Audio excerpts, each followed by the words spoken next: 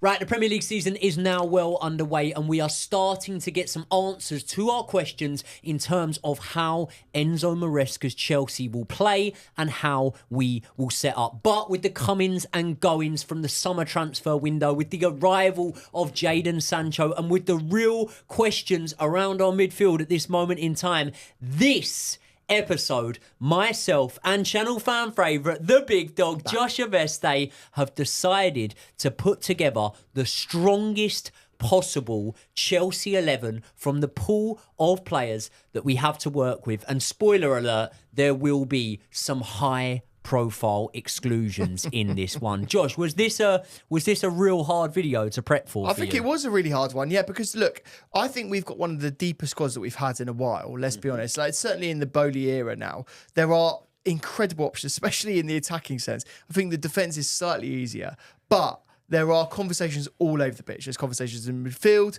wing play. I think there's conversations at the back. I think there's conversations in goal. So like what we like to see at Chelsea is there's competition now in individual players. You know, we always used to see in the Jose Mourinho era, it was always 2 players per position and each one of them could get into the team. And we need to do that now because we've got the Conference League. We need to be seeing the squad depth. But as you say, finding the starting 11, it's not easy. Well, listen, you cannot make an omelette without cracking a few eggs. And ultimately, there are going to be players that are going to miss out here and there will be some high-profile exclusions. So I think that I have sat and done a lot of thinking about this starting 11. About Chelsea or just generally? I've just sit and think about life Yeah. You know, what could have been if Big Brother had never gone off air. And I if might you'd been have on ended Big up Brother. on there. Yeah. Should you tell them what I told you? What my life's ambition was? Go on. I said that when I was younger, when I was a kid, I just thought I was going to go on Big Brother and win it. Yeah, so some people want to be footballers, some people want to be lawyers. Joey Knight just sat there watching TV and desperately wanted to be on Big Brother, you know? Do you know what? Totally normal. It was that season with Anthony, the Geordie fella. Yeah, yes. I just looked at it and I thought, I want a bit of that. Was it Anthony or was it, you know, Makosi and, you know, Orleth and all things Jacuzzi related, really, yeah. Kinga, cool. I wonder what she's up to. What's she up to? Yeah. I wonder, well, exactly. Yeah. I wonder if she's watching the channel right now. Do you think she is? Oh, great bird. I reckon she is a Chelsea fan, Great Kinga, bird. yeah. Kinga. Yeah, she was a London girl. Don't know. Was she? I think so. Oh yeah, she was like Camden vibes. Yeah, I think she was a London girl. I think they all do that in Camden. Right, okay, so dear. Getting into the strongest Chelsea 11. Here on screen now is what I have put together. I'll quickly run through it for you. Robert Sanchez in goal, Malo Gusto, Fofana, Colwell, Cucurella, Caicedo, Lavia, Palmer, Madueke, Jackson, Neto. Now, we do obviously know that the system, the formation does change somewhat under Enzo Maresca. Transitionally, in games, you see the fullback inverting. In the system that I would go for, I would probably have Gusto inverting into that midfield, sitting alongside Caicedo and Lavia. Obviously, Palmer further forward, and then the front line half picks itself. But I am ready to get grilled here because I do understand that there are some notable admissions. Where does your eye jump to first? I mean, to be honest with you, mate, all over the pitch, to be honest with you. So why don't we get into the most interesting discussion first rather than going back to front? I think we should talk about the midfield. Okay. Because I think there is a glaring omission here. And I think there's a clear and obvious bias. I think the comments are right. I think what they've been saying about you is totally true. Yeah. I think you hate Enzo Fernandez. I think you just need to come clean. They're saying about me being an alcoholic. It's true. Yeah. I think you just need to come clean about the alcoholism and about Enzo Fernandez hatred. Well, just be honest about it. If you don't like him, it's fine. I do like him. I don't have any You don't like problem. him enough to be in your team? No, I don't. No. I don't. Listen. So club captain dropped. In fact, who is your club captains dropped? In fact, who is your captain? Right. Who is your captain? What, in that team? Yeah. Cucurella. Who actually would it be? I'm looking at it now. In that team, it would have to be captain, Colwell. I'd have Colwell. It would have to be Colwell. Levi Colwell. He hasn't really got a sniff of being captain recently, which I think is a joke. Bit of a weird one. Bit of a weird one. Bit of a strange one. Yeah. I think, look, let's go from the base and work our way up, actually. Yeah. I think the start off, Robert Sanchez in goal. Again, this does not come back. I don't want to be negative and say, oh, who's worse? But it doesn't come back to any real sort of fundamental, okay, I've seen this from Robert Sanchez, I believe he's better at this.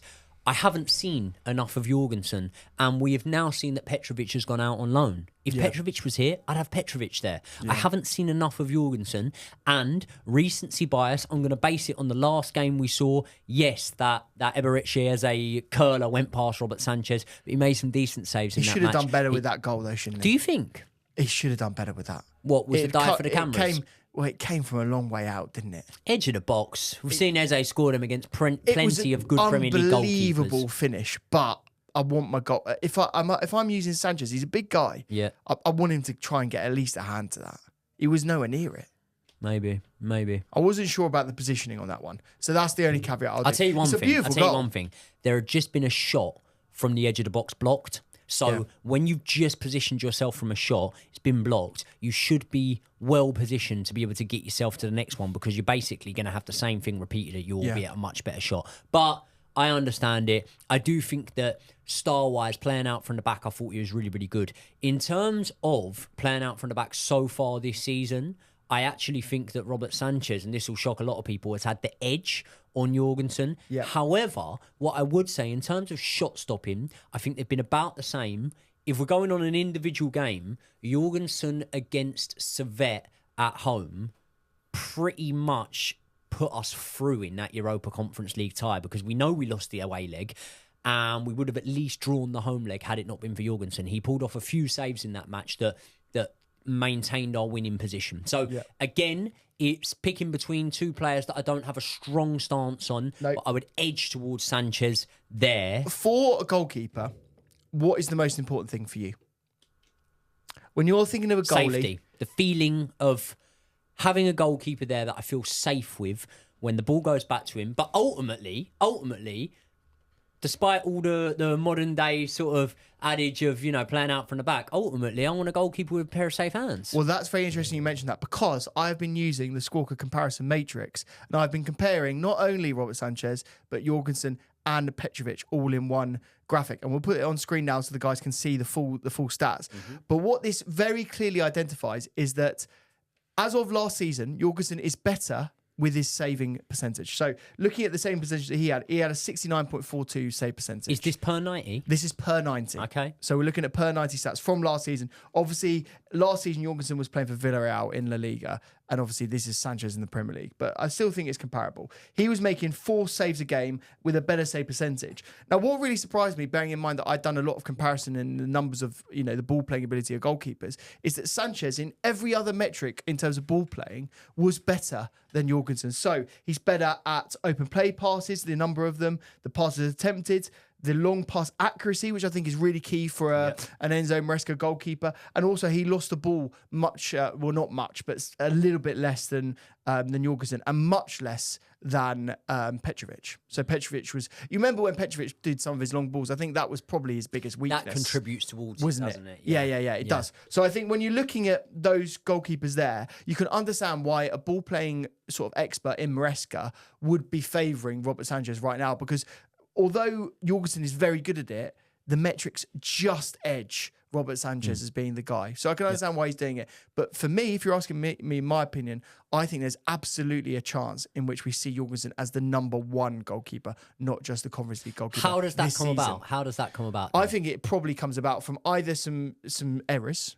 or I think overall his performances in the Conference League are so good that he has to be the Premier League goalkeeper. So I think it would have to come about through errors, to be honest, because I think that he can be as good as he wants in the Conference League, and that's not going to get him in ahead of Sanchez unless Sanchez starts making some high-profile howlers. Yeah, but what if he's man of the match for the next 3 or 4 games? If we're in the group stage and he's consistently being a man of the match player, bearing in mind, we'll be playing lesser opposition but still keeping the ball at the back of net, I think there's a small chance. I'm not saying it's common, but for me, if you're asking me who I'd want, I think Jorgensen's done enough to remember as well. The cup competitions haven't kicked in yet.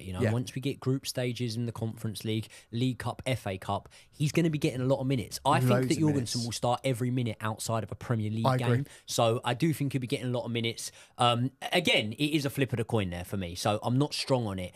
Another notable admission that again I'm not strong on. But I you're can't obviously, believe you did this. Yeah. I can't believe you did this. It's your double. Yeah. your lookalike. Well, yeah. My The big mate, my dog. brother. Reece James. Yeah, Reece James. Right. Okay. Why have you done it? Because he's club captain. Yep. You keep going on all preseason about how good he is. He is. He's brilliant. So you've dropped him. Mate, he's in our top 3 best players on his day. Yeah. Yeah? Yeah. But there's no point me banging on about what a great shag this woman is if I never shag her. Right? If I'm never getting any, But it you doesn't would matter shag how her. good she is. You would shag her. Of course I would shag her. You would. But if I'm never getting any, Yeah. then does it matter how good she is? You would try, though. It's none of my concern. You would try. Mate, I'm just so disappointed in it. Not in Reece James, by the way. Really, like, that boy does everything he can to be on the pitch. And when he's on the pitch, I think he's a cut above. But I think some of the conversations we've had, you know, going back maybe a year ago when we're talking about Reece James and Trent have aged like milk. Yeah, they have, yeah. Because Trent looks unbelievable right He now. looks unbelievable. And I've got no doubt that, again, on your day, you are better. But say, for example, if I'm picking this team right now, right, I understand the whole video is a hypothetical look at things, right? Yeah. But I have to bring some realism in there. And I have to think that, okay, this might not only be a team that I'm picking for a one-off game. This might be a team over a course of a season. If Reece James was fit and available for the best part of 38 matches, Reece James would be in this team ahead of Malo Gusto for me. However, I think that we both now understand that over the last 3 to 4 seasons, we haven't got anywhere near that sort of output from Reece James. Once again, it's not his fault. You don't pick to be injured, right? Yeah. But there comes a time when maybe you need to start looking into the future a little bit more. And if you were a gambling man and I asked you to put your last pound on whose career is going to have more stability and longevity at the moment out of Malo Gusto for this Chelsea side and Reece James, you'd be very, very foolish to put it on Reece James, wouldn't you?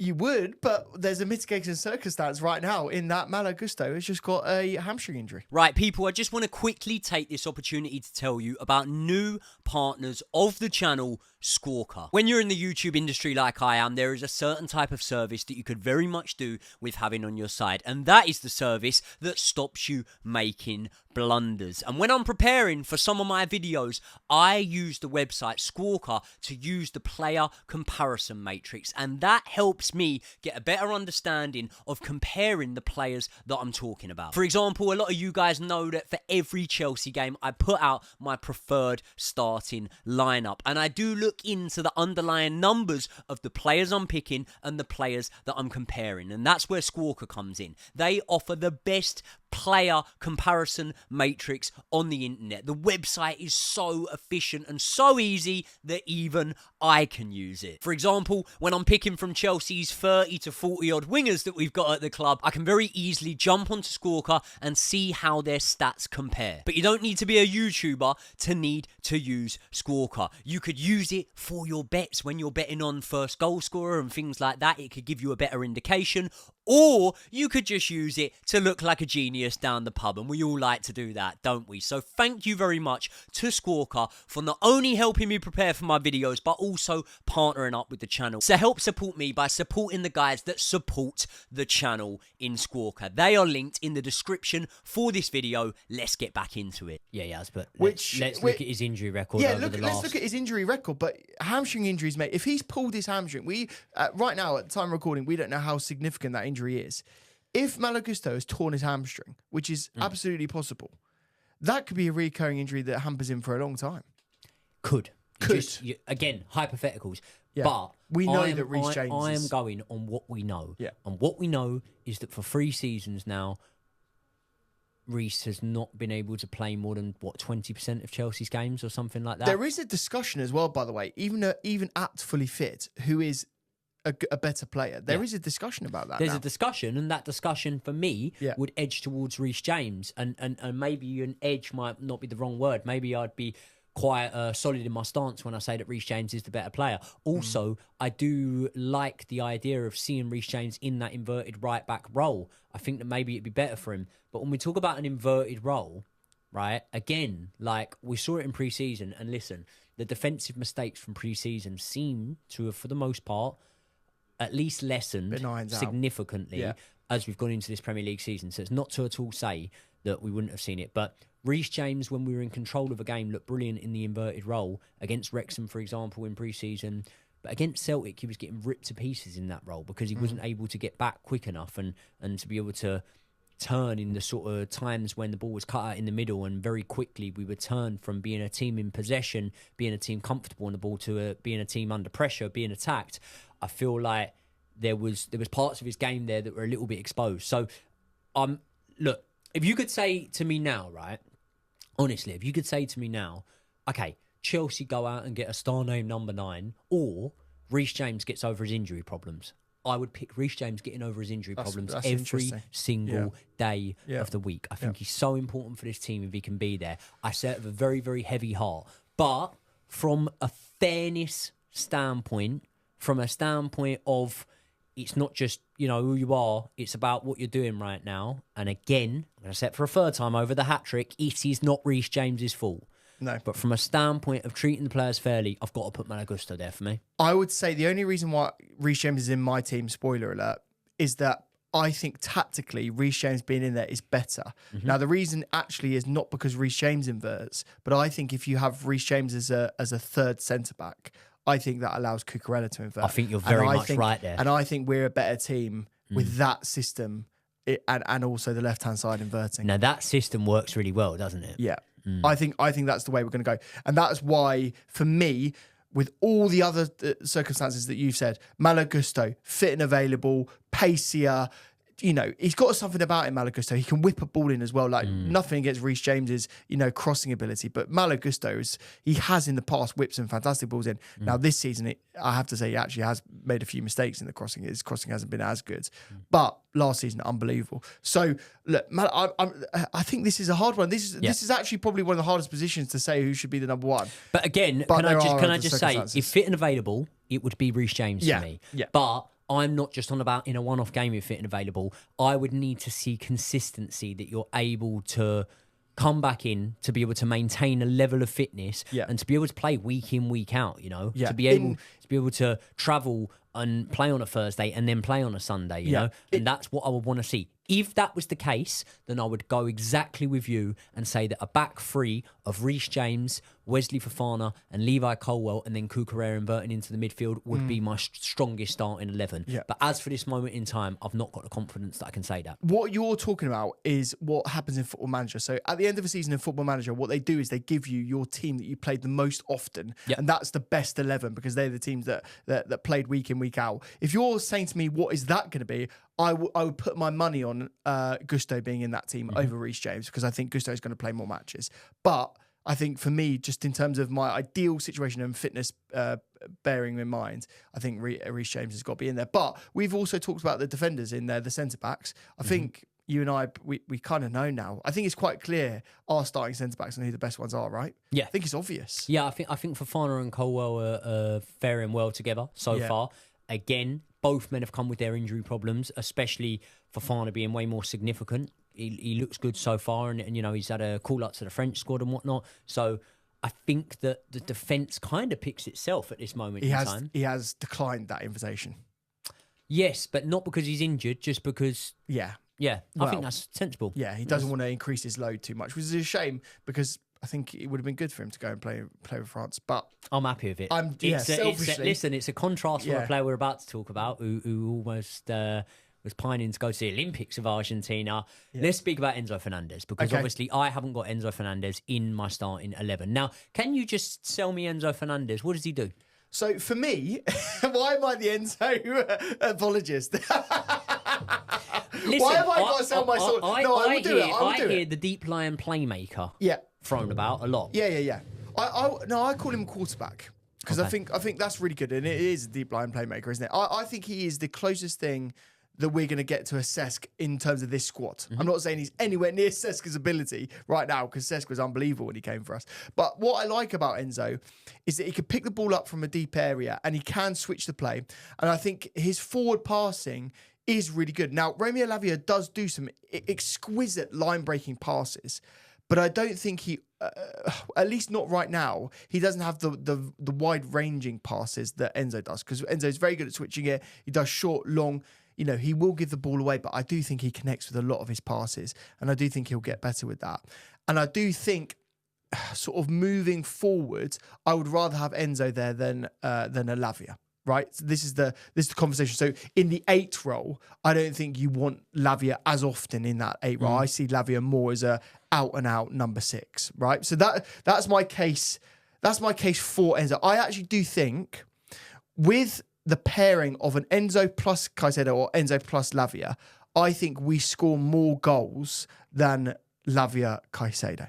Right. But maybe we concede less with Lavia and Caicedo. So that's the caveat that I would do to playing Enzo. Okay. So the sort of what I believe is a bit of a misconception a lot of the time is that Enzo Fernandez offers you all of this creativity that Romeo Lavia doesn't. And that's something that long before I even started using Squawka, just on the eye test, it's something I've said to you multiple times, haven't I? I've said to you that Romeo Lavia's creativity goes massively under the radar. So then I had a little look on Squawka and I compared per 90 minutes, just so far this season, because obviously Romeo Lavia was out injured all season.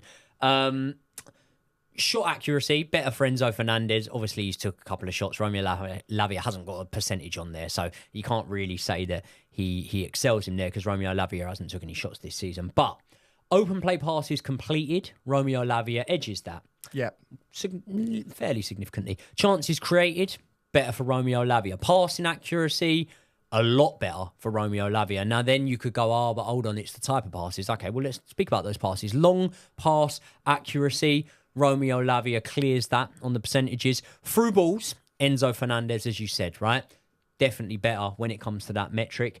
However, passes completed in the opponent's half is Enzo Fernandez. But what I would say is Enzo Fernandez has had a full 90 minutes playing a lot further than Romeo Lavia so far. Passes completed in his own half, that's Romeo Lavia. Now, forward passes, Enzo Fernandez is the man in the green column here. But per 90, Enzo Fernandez is 16.7 forward passes. Yep.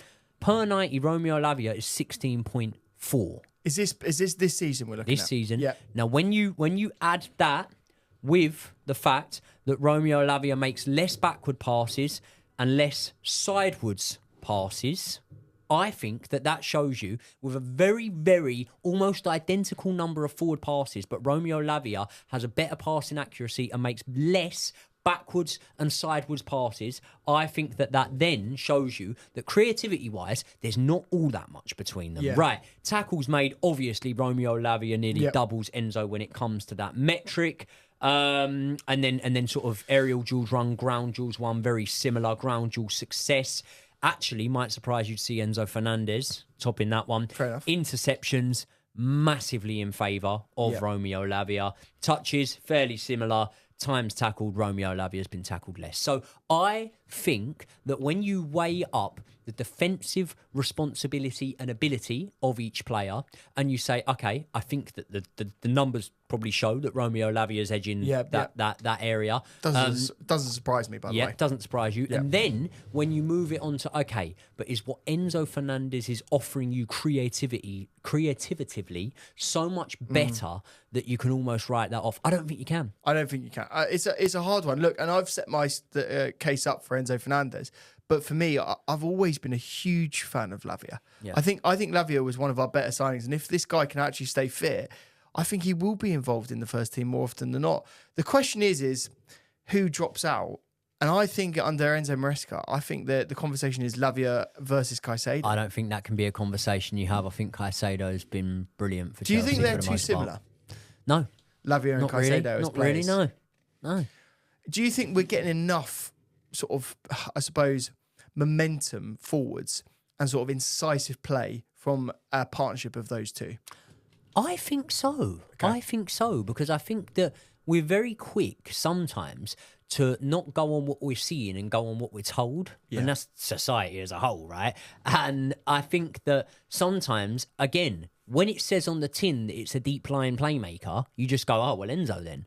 But from what I've seen, I think we get that from Lavia. So it would be listen, I think Enzo is somewhat a prisoner of the system, right? In terms of Enzo is unlucky that the system that this Chelsea team are going to be playing with and are best at playing maybe suits another man over him in terms of Romeo Lavia. Yeah. I have no doubt that if you drop Enzo Fernandez into an Arsenal, into a Man City team, he's a fantastic player. But for me, I've got to go Caicedo Lavia there as my midfield too. And then I think, listen, Enzo Maresca's choice as manager of putting Cole Palmer in the number 10 space, where obviously Pochettino had him out on the right wing, is a good choice, and I think it's something that's playing dividends already.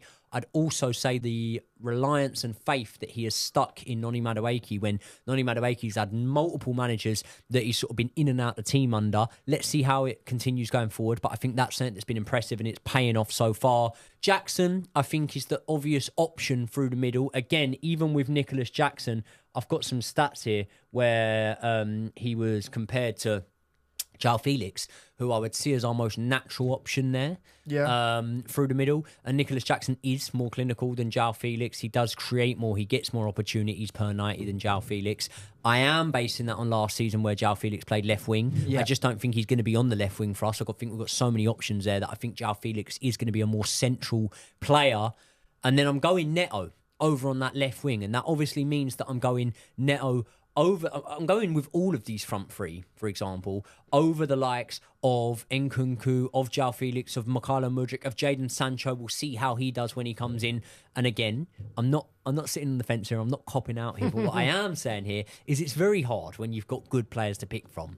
So is there any that jump out at you there that you would think I'm mad to have in that starting 11? Do you know? I don't think any of them are mad. I think all of them have played incredibly well. Like just Noni Madueke in himself. Like you could argue there are other options on the right hand side. Potentially Palmer to be on the right hand side. Even Neto has played on the right hand side. So there are other players that could be there. But I don't think anyone in the comments is going to be arguing that Noni Madueke should be in the team right now. I think the biggest problem that he's got is the inconsistency in performances. Like we see him have unbelievable moments like he had, in the Wolves game, like unbelievable just conversion ability, strike ability, the movement, like it just was exceptional. I thought that was one of his best performances I've ever seen in a Chelsea shirt under him, to be fair. But then you have other Bukayo performances. Saka consistent from the second he came in at Arsenal?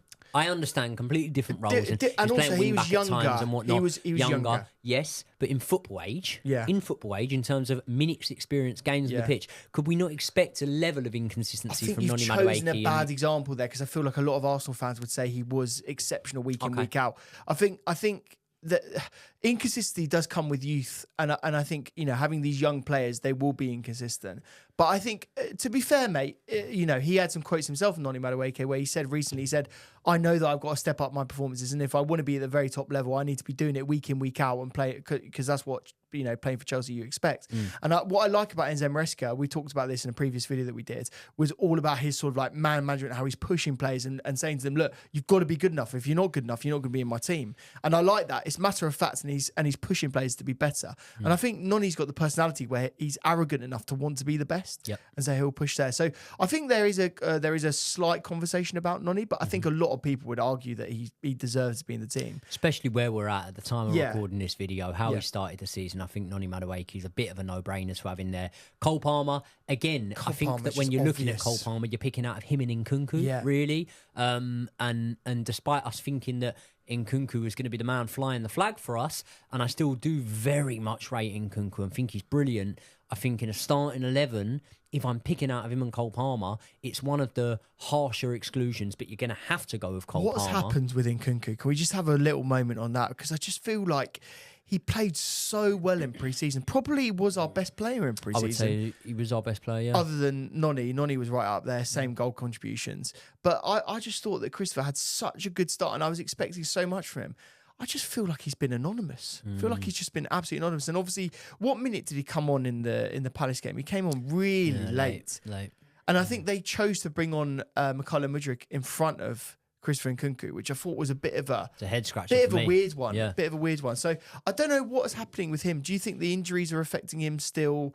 Like, is he still not fit enough to be up there? I think he struggles for fitness, and I think when we've seen him on the pitch, I wouldn't entirely say he is fully fit. No. Do you know the biggest issue that I have with him is what is Nkunku's best position? That's what I have I think no idea. a second striker, centre attacking midfield. I actually think in the system that Maresca was playing early on in pre-season, when you had those two sort of eights that were, especially when we were attacking, was really moving forward and just behind the striker. I thought Nkunku looked really, really good there. He's never getting in the team then. No. Because Cole Palmer's way, way above him. Way above him. And Cole Palmer will be playing in that role week in, week out. I'm sorry to say it, but I said this on this podcast. Cole Palmer is a number 10. Yep. And we're seeing now, I mean, the fact that he was playing as a number 6 against Palace really concerned me, by the way. But the fact that he can be closer to the centre of the pitch and being close to goal, I think he's going to get so many more. I think he might get more goal contributions this season. I think he'd probably get more assists. Yeah. So what I would say is we would be completely naive to think that Chelsea won't be getting injuries this season. Yeah. We're also going to have a lot of games. I think that we will reach the final of the Conference League. Whatever happens, we'll get far in that competition. That, with our recent record within cup competitions, the domestic cups, would suggest that we're going to have a lot of games this season. And the schedule of those games as well, you know, Thursdays and Sundays, you get one day less than the teams in the Champions League are getting, basically, because they can play Wednesdays, often Sundays. But even if they play Wednesday, Saturday, you're getting one day less, right? So I think that there will be a real need for rotation. And I think that when it comes to that rotation, other squads that are in our position, maybe let's say an Aston Villa, for example, when they were in the Conference League last season, would not have been able to rotate with the quality that we've got. Now, there will be negatives that come with that. There will be players that are wanting more minutes. There will be players that aren't starting game in, game out, and you feel that may hinder their progression. But at the same time, I do somewhat think it's a good problem to have. I think that when you've got this sort of quality to rotate with, it is promising. So for me, despite the fact that I've got, let's say, a Jackson in there, I wouldn't be averse to a Felix being in there. No. There aren't many positions where I would argue strong for a player, but we have done it in the likes of Enzo Fernandez and Romeo Lavia. Now, what you can see on screen now is Josh's team. Your graphics are beautiful. Can I just say that? You've worked hard on those graphics. It's not just the graphics. It's the visuals for these lot. We've got a couple of well-groomed fellas over here. Oh God, yeah. It takes a lot of time, guys. Yeah, it takes a lot of time. Yeah. So Jorgensen in goal, you've gone with him. I've taken the gamble. I've taken the gamble. I'd rather now. I think it's quite clear that Sanchez, I don't think is going to be the long-term goalkeeper for Chelsea, even though he has just made the Spain squad. I don't see him being week in, week out the goalkeeper. And I do think they've signed Jorgensen to be the guy. So I kind of don't understand why he isn't the number one goalkeeper. Biggest question now. around Jorgensen. Do you think people are just bantering me, or does he actually look like me? He does look like you. I don't think he does. He does look like you. He does a little bit. Maybe. And look, he's a Swedish stallion, mate. Honestly, don't worry about that. That's a compliment. Do you think he gets as much crumpet as I do? I think he does. Maybe not as much as you. No. Maybe not, but quality. Quality over quantity. Yeah, because I'll take ones outside Oceana's at 2 in the morning. Like, you buy actually him a kebab for... You were known as going to a nightclub and just waiting until 3 a.m. and just waiting for the last one to leave the nightclub. That is your plan, actually, your game plan. More or less. Yeah. More or less. He's got the gift of the gab. Let's just say that. There you go. Yeah. Right. Speaking of the gift of the gab, you've done a brilliant job in selling me Enzo Fernandez over Romeo Lavia. Yeah. And you, my friend, have picked Romeo Lavia in there. Do you know what? I love Romeo Lavia. I think if this guy can stay fit, I think he could be just as good as Caicedo. Just as good. I'm so excited about him. And this is why I'm really annoyed, actually, that we spent the outlay that we did on Enzo. I understand why they did it at the time. But I do think, looking back on that deal now, I think the directors of football will see that, and we discussed this earlier on. I think they will see that as a slight mistake. Do you know, there was an interview with Egbali, and I'm going to be paraphrasing here because I can't remember exactly what he said, but he said something along the lines of this ownership and the infrastructure at the club would much rather cut ties sooner if they feel they've made a mistake than try and persevere on with things and delay the inevitable. And do you think that within the next, I'm going to call it 6 to 12 months, which is quite a long time in football, we will see that really laid out on the table in sort of brutal fashion? Because there are the likes of Mykhailo Mudryk, Enzo Fernandez, and maybe one or two others. Even I'm not going to jump the gun at all here, but we've both done a strongest starting 11, and neither of us have even mentioned Kiernan Dewsbury Hall, Christopher Nkunku, Axel Disasi. There's a lot of guys that were signed for big money. Do you think within the next 6 to 12 months, as well as the likes of the guys that were on big money that had already come in, but not, we weren't commanding big fees for? So say, for example, the likes of Raheem Sterling going out, if he goes to Arsenal and they do pay us something for him, it would probably be about 20 million or something like that. Ben Chilwell, I don't know how much money we would have got from him. Do you think that we will see this ownership very soon start to look at even moving the likes of big name signings on? Well, the next ones on the conveyor belt for me are Disasi. I think Badiashile will also be on there. I think Mudryk will be on there. And I'm actually a bit surprised that this guy hasn't already gone, bearing in mind that he's not really involved in the squad at all, is Carney. I think Carney will be the next one. The fact that he's still fit and available and he could be playing right now and he's nowhere near the squad. But I can't get what it must be sat on the training ground. No, I know why. Do you see it? The injury. I think he's a terrific little player, mate. Terrific. Right? Well, it's quite obvious, mate. The injury has absolutely screwed Carney. That's what it is. They must be seeing, because you know what they do? They analyse all the data. They've got the sports scientists. They can see how high they jump, how fast they run. I think his injury is so significant. And bear in mind, that was a big injury. I think that injury is so significant. He's going to do a sort of like a Ruben Loftus-Cheek trajectory where it takes him 2 or 3 years to get back anywhere near what he was. Brower. But then, or Broja. I think Ruben Loftus-Cheek has actually had a bit of a Phoenix Rising injury sort of story in that he had such a bad injury and then he came good. But then Broja, he's the opposite, isn't he? Just fallen off a cliff. Yeah. Carney could absolutely do that. And in fact, that's why they were even considering it. But I'm going to make this really clear now. I don't think Enzo is going to be sold. I don't think Enzo will be sold in the next 3 years. And my reasoning why is that Enzo is going to get a huge amount of game time, regardless of if it's in the Premier League or the Conference League. Even if Lavia does make the starting 11, Enzo is going to play every week in all of the cup competitions at the very least. And I don't think he will. I think he'll be a Premier League player. I think we're both wrong, by the way, if we were taking this from our strongest into a predicted lineup. I think that Romeo Lavia will be the player that suffers. Yeah, 100%. For Enzo Fernandez. But I don't think it's the right decision. In a way, that would be good for Romeo Lavia because it would mean that he'd be playing less often and he could actually properly recover from this injury. And he needs to be integrated slowly. And maybe he's the future rather than the present. Just quickly, when we look at your forward line, the only one there that we'll touch on is you've gone the same as me with Neto, but you have said to me that you'd be happy with him or João Felix. Yeah, so João Felix... I've got to push you. You've got to pick one of them. No, I'd pick Neto, but my João Felix shout is this.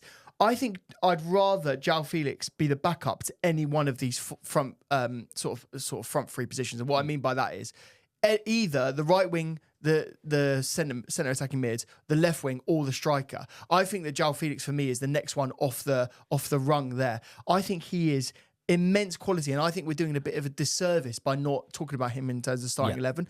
When we saw João Felix in his sort of pompous best under Chelsea, and he was slotting some goals. He was slotting unbelievable goals for us, wasn't he? I was in at that spell. Everton match, the 2-2 draw when he.